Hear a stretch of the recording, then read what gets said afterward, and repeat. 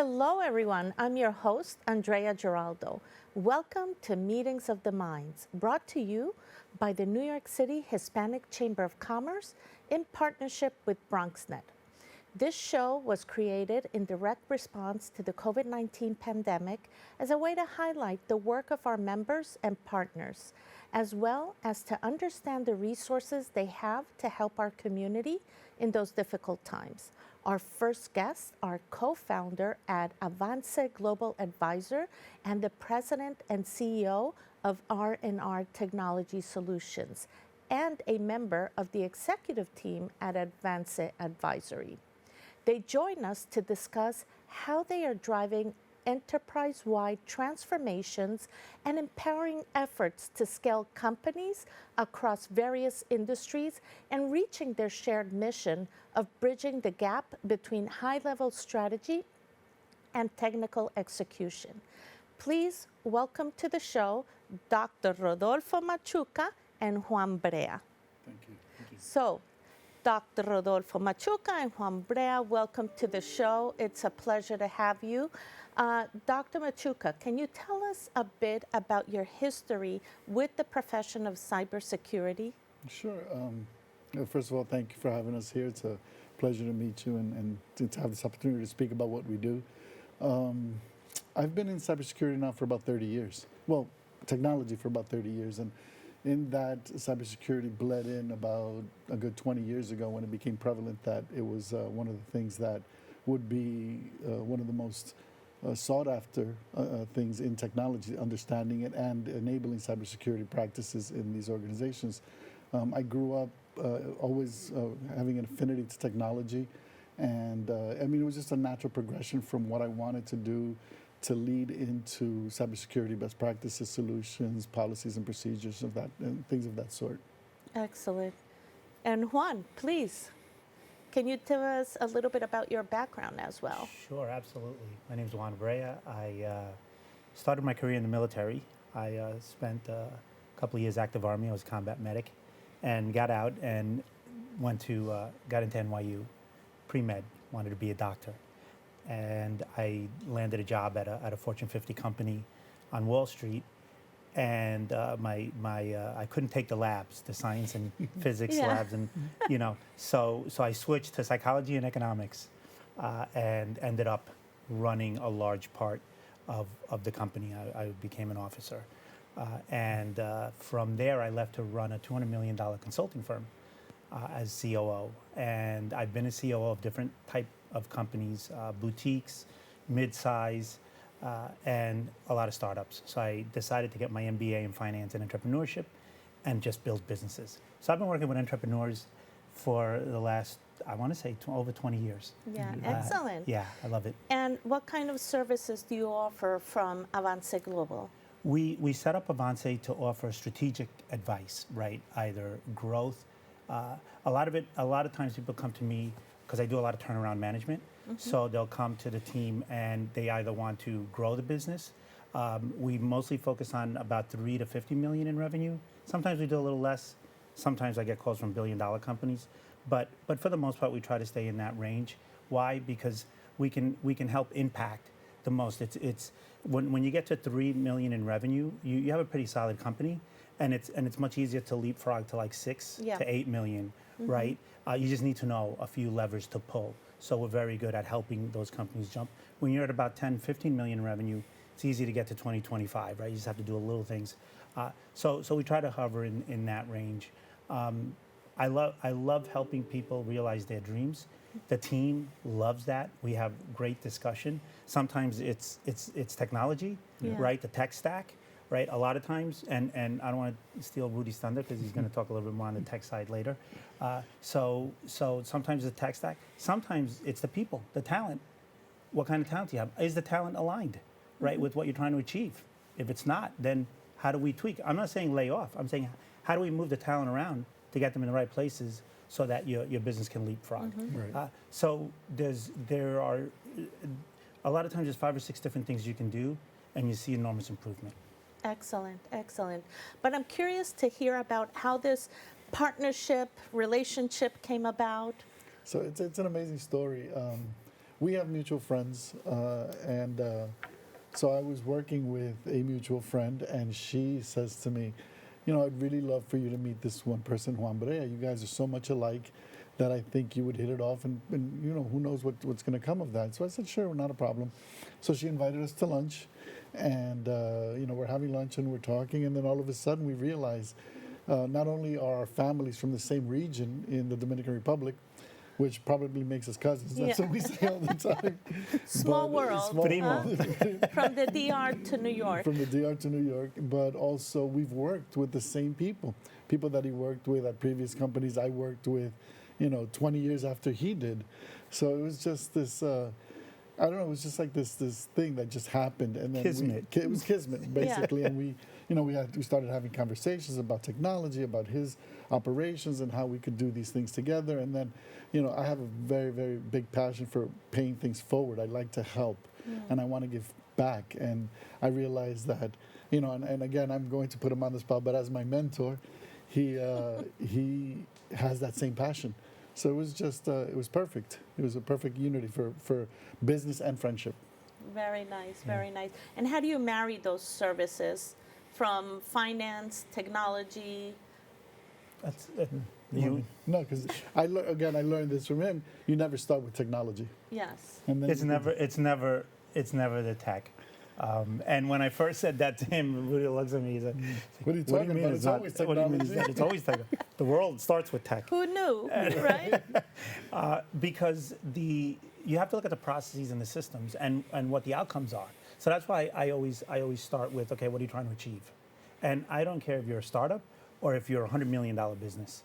What are you trying to accomplish, right? Because you're speaking to us because you're trying to accomplish something. Let's start there, right? And then let's peel back the onion, right? I'm not saying technology doesn't have anything to do with it, right? If you listen to the news, it's all AI, Yes. right? AI is everything, but AI has been around for 60 years. So it's not all AI, right? Because it's been around for a long time. It's more in our homes now. It's more in our Yeah. homes. More You got to do a little accessible. bit more, right? Yeah. Where our lives hopefully will become better because of this tech. It remains to be seen. And perhaps most of the population goes as far as ChatGPT, It goes as far as yeah. Exactly. Yeah. right? You know, please summarize this meeting notes, Yes. right? That's about as far as you get, right? So it's to me, it's never the tech. It's always what are you trying to accomplish? How are you doing it now? Can the process be improved? And then let's look at the tech stack, Right. right? And that's usually the conversation that I like to talk about. And literally yesterday, I was with a company, $1 billion energy company, that they called me up. My friend's he was the CFO, and now he's the chief commercial officer of that company. And I said, oh, let's have a meeting. I'll see if I can help you, right? 'Cause that's what I always say. Maybe I can help, maybe I can't. Well, let's have a conversation, a dialogue. And when we started the conversation, it was about the data, and there's something wrong with the data, right? Which you always hear on the tech side, right? The It's data, always the it's the data. The technology is like, it's not the data, right? But when we ended the conversation with the COO of the company, we realized, well, what is it that you're trying to accomplish? Why does the CFO not feel comfortable with the data that he's receiving? Like, is the lexicon proper across all they have like 6 different businesses? Is the lexicon proper? So is profit, what you're calling profit in Division A, the same as what you're calling profit in Division B? And they were like, wow, right? Because they're not, right? So profit in one area is not the same as profit in the other. Exactly. So you don't have a technology issue. You may not even have a data issue. You have a lexicon issue. So let's get the lexicon across the organization for the CFO who's up here, right? Correct. And then maybe we could start looking at the data and the data tech governance and where's how the we data can coming implement from. Yeah. the proper technology to push that Yeah, forward. so that was more of a data governance issue, right? But it may not even be a data governance issue. It will eventually be a data governance issue, but let's make sure that the lexicon is proper across. Interesting. And that's a very different conversation. They were looking for a program manager, right? And I'm like, They well, thought they were. They thought they were, Yeah. right? And I'm like, well, that's not us, right? Yeah. Because I'm not going to go in and program manage your data governance project, right? But I'm going to go in there and help you, right, streamline your operation across the multiple divisions. That we can help you do with your own people, right? So it's just a very different approach to how we do business. Excellent. Yeah. And you mentioned AI, and I know we joked here a little bit about that, but Dr. Machuca, from your experience and the wealth of knowledge you have in technology, how do you help nonprofits or mid-sized companies implement AI in their processes or systems? And that's actually a great question. A lot of nonprofits are currently losing money because they're not implementing AI or they're implementing it incorrectly. Several companies, what they'll do is they will buy into the ChatGPTs and the Claudes and the Geminis and the Copilots and every other Guilty. toolkit and every other company or toolkit that's being offered, and they will have 5 or 6 versions of the same tool, and they're not using them correctly. Right? They may be good with one, but they're one department or finance will want one thing, marketing will want another, when really, in true essence, one application can do it all. So there's the lack of education and understanding what AI truly is, right? So what I do for nonprofits is I walk in and first of all, I do an analysis of what their environment is. And then I look at what applications they're actually using and how they're using them. And then in doing so, you can formulate a picture, a bigger picture of what it is that they want. Again, it goes back to what do you want to accomplish and how are you using this tool? And a lot of them are just using it incorrectly. Furthermore, there's a lot of nonprofits fail to realize that these AI tools or these AI applications could be free for them. So they'll opt to buy in. Oh, I want to buy this package or I want to buy that package. When in reality, the free version or the a simplified version of that tool will do what they want them to do. A lot of them, again, they want to work their finance numbers and they want to work their IT, they want to work their knowledge base. They want to do all this stuff, but they don't take the time to educate themselves or educate the user. And that's where, literally that's where it breaks. And then you get frustrated users, you get frustrated people, and what a lot of nonprofits can't afford is a loss of reputation. They forget about money. They can't afford to lose reputation. They can. Because if they use the wrong tool and input the wrong information and it goes out to the world, it's over. Yeah. So that's where I come in and I try to educate them. And again, just not to beat a dead horse, but it's usually not the technology. Yeah. It's usually not the technology. Like we were talking to a nonprofit, rather large nonprofit, and when we got to the crux of it is help us bring AI into the organization. Exactly. That's what we got called in for, right? As we sat at a table with the leadership, right, and a couple of the tech folks, it became very apparent that it wasn't an AI technology issue. They had processes that were over 30 years old, right? Before they had computers, right? They had people training people that had left that were trained by somebody that implemented the system 30 years ago, then it just passed on, right? But those systems, I said, well, was those systems upgraded? Yeah, there's been like 10 upgrades, right? Well, they're teaching on the guy that learned the system 30 years ago, right? So there's all this, again, there's all these processes that are just old. You know? Excellent, Yeah. excellent. But before we go, and thank you for that, I did want to hear like your top recommendations. They say we have youth listening into the show, and you know everyone's very excited about AI, technology, entrepreneurship, consultancy, finance. What advice would you give youth right now to proceed on a path of education that would lead them to your careers? Well, in the technology, briefly in the technology world, it would be great if they started at the high school level, attaining certifications, and then so that they walk into academia universities already with the knowledge, already with the understanding and certification, so they can work if they need to while they study and push their degrees forward. To get as far as I did with the doctorate, you really have to have a passion for it, which I did. I want to teach. I've paid it forward. I want to write books. I've written articles.